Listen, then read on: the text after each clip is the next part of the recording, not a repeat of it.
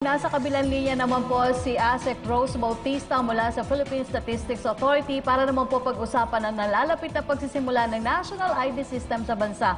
Magandang umaga po ASEC Rose and welcome to Public Briefing.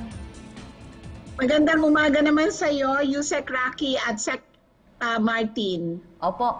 ASEC, matagal na po natin naririnig itong National ID System at ngayon nga po October, itutuloy na yung mass registration para dito.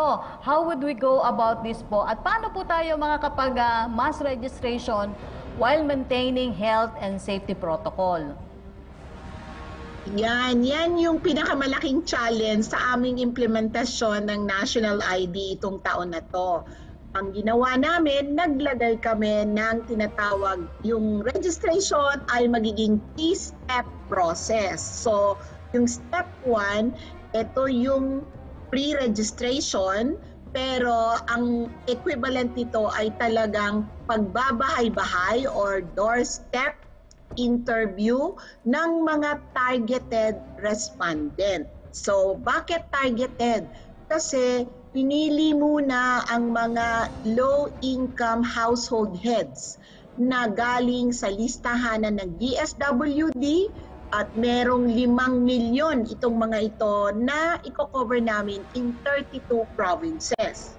So, starting October 12, merong mga magbabahay-bahay sa 32 provinces na ito para i-register or yung step 1 na tinatawag at dito kukunin yung mga impormasyon na kakailanganin para pagpunta mo ng step 2, pupunta ka na sa registration center ay biometrics na lang ang kukunin na impormasyon sa mga tao.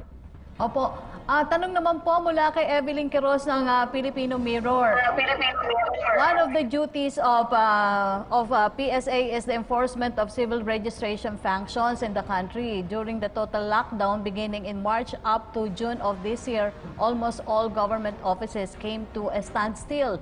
Would you say that there is currently a backlog in the registration of birth, marriages, deaths, etc., which occurred during the lockdown? Ang pagpaparehistro po kasi ng birth, yung sa civil registration, ay wala po sa PSA. Ang pagpaparehistro po ay nasa local government units. Kaya po naapektuhan. Bakit po naapektuhan? Kasi yun pong mga may nanganak, ay hindi makapunta sa munisipyo para i-report ang kanilang mga panganganak. Tapos po, yun namang mga local government units, yung office ng local civil registrar, sila naman po ang magpo-process initially at tapos po isasubmit itong mga documents na to. So medyo nagkaroon po ng delay doon sa pag-submit ng ating mga local government units ng kanilang mga dokumento. Pero as of now po ay we are back to normal. In fact, pati po yung reporting ng deaths ay binigyan po ito ng priority para po makapag-report kagad kami ng count of registered deaths. Opo. ASEC, bakit po hindi dapat ipagpaliban na pangmuli yung rollout ng PhilSys? May tutulong po ba ito sa pagkontrol ng pagdami ng COVID-19 cases sa bansa?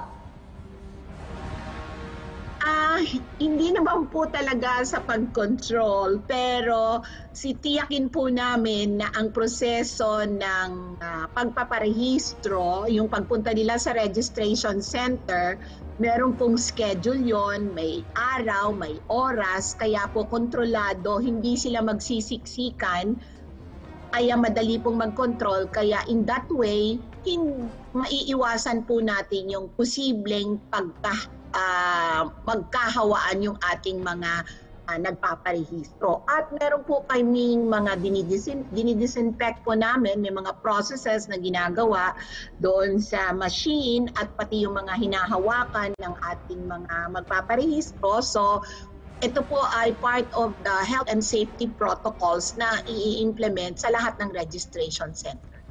Okay, ASEC, pagkakataon niyo na po ito para hikayatin ang ating mga kababayan na makiisa po sa rollout PhilSys. Please go ahead po, ma'am. Para ho sa ating mga nakikinig, huwag ho kayong matakot na ipagkatiwala ang impormasyon sa PSA para po mairehistro namin kayo at magkaroon tayo ng national ID na makakatulong sa maraming bagay para po mapadali ang mga transaksyon natin, hindi lamang sa gobyerno, kundi pati po sa pribadong sektor. Magandang umaga. Salamat. Maraming salamat po sa pagpapaunlak, ASEC Rose Bautista ng Philippine Statistics Authority. Salamat po. Stay safe. Salamat din po, Sec. Rocky.